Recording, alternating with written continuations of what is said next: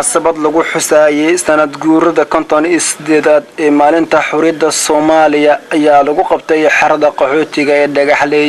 xafladani ayaa waxaa soo qaybiyeen qaar ka mid ah dhalinyarada ku dhaqan xerada qoxootiga ee dhagaxley, waxaana ka soo qayb galeen dhalinyaro aad u kala duwan sida rag iyo dumarba. dhalinyaradana ayaa wajiyadooda waxaa ka muuqatay farxad. munaasabada kowda luuliyo ugu horeyntii waxaa halkaasi ka hadlay hadallo muhiim ah ka soo jeedin qaar ka mid ah dhalinyarada ku dhaqan xerada qoxootiga dhagaxley, waxaana hadalladooda ka mid ah sidatan. marka hore magacay waa Xasan Axmed maanta dareenkayga aad u kacsan yahay. waxaan u dabaaldegayaa maalinta qarannimada Soomaaliya oo ah maalinta Soomaaliya xornimada ka qaaday Talyaaniga waa koonfurta Soomaaliya halka ay ka midoobeen waqooyiga iyo koonfurta. maanta aad ugu faraxsanahay inaan qarannimada helo. qarannimada maanta ku nooloonahay maalinka hele ee taag aad baan ugu faraxsanahay. dareenkayga aad u kacsan yahay. بلدنا حفلته وروح يقدون تاي ما أنت وحن ما فرحنا إذا ما ندلي رذا كنا حرة قحوتيga dhagaxley iyagoo halkan iskugu imaadeen aan ku dabaaldegeeno xafladii hore meel kale ku dhigan jirnay dhalinyarada leeg kameen soo qayb gali jirin. maanta aad ugu faraxsanahay in dhalinyaro Soomaaliyeed oo inta leeg aan kula dabaaldeg halkan. qaar kamid ah bulshada Soomaaliyeed ku nool xerada qaxootiga way nagala qayb galaan aad iyo aad. magacaygu waa Cabdiraxmaan Maxamed Sahal oo ku nool xerada qaxootiga dhagaxley. maalintaas waa maalin Soomaalida qaasatan ay u leedahay. kowda luuliyo waa maalin anaga aan leenahay oo Soomaali meel kasta ay joogto u dabaaldegto oo waajib uu ka saaran yahay.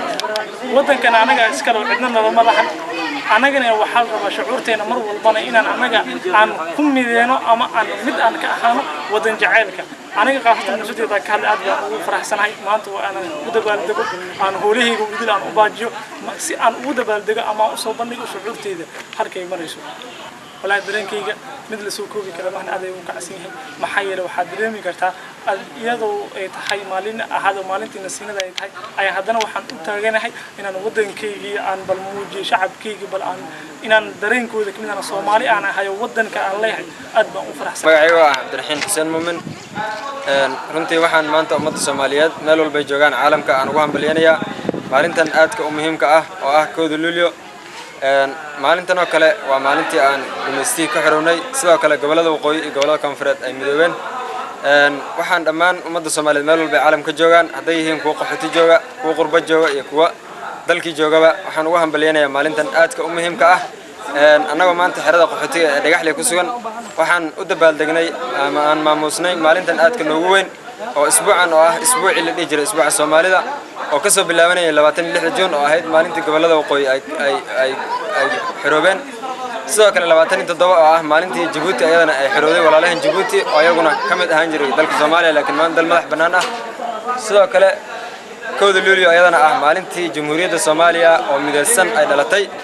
runtii waxaan maanta aan ugu hambalyeeynaa dhammaan ummadda Soomaaliyeed meel walba joogta xafladan iyada ah xerada qaxootiga dhagaxley aan maanta ku maamuusnay oo ku qabanay annagoo aan dhalinyar soo abaabushay oo qabatay xafladan runtii oo maamustay annagoo oo cidna aan taageerin hadday tahay hay'ad iyo hadday tahay qurba iyo wax walba ayna taageerin annagoo aan runtii soo kaashanay aan garanay inaan maamusno maalintan aadka noogu weyn. marka waxaan ugu hambalyeeynaa dhammaan ummadda Soomaaliyeed meel walba joogaan. guud ahaanba caalamka ayaa si weyn loogu xusaa maalinta kowda luuliyo oo ku astaysan maanta oo kale balse ma ahan markii ugu horeysay ee xerada qaxootiga dhagaxley laga xuso kowda luuliyo. xasan cumar xasan kaafi telefishinka caalamiga ee badda cas xeryaha qaxootiga ee dhadhaab.